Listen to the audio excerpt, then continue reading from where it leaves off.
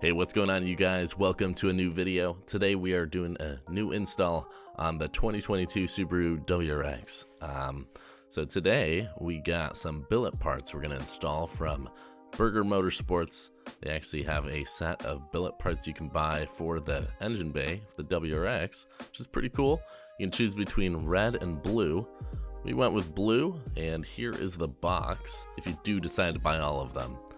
They have a battery tie down, a belt cover upgrade, an oil fill cap that you switch out, and an oil filter cover. And then they sent me a brake fluid one, but I did not see that one on their website. But yeah, so we're gonna go ahead and install the belt cover first. It's just this little piece that protects the belt. So yeah, this little piece goes right over there and adds a nice little touch of blue.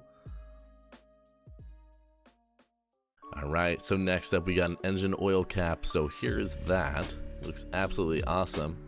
All you have to do is unscrew the old one, and this one goes right in.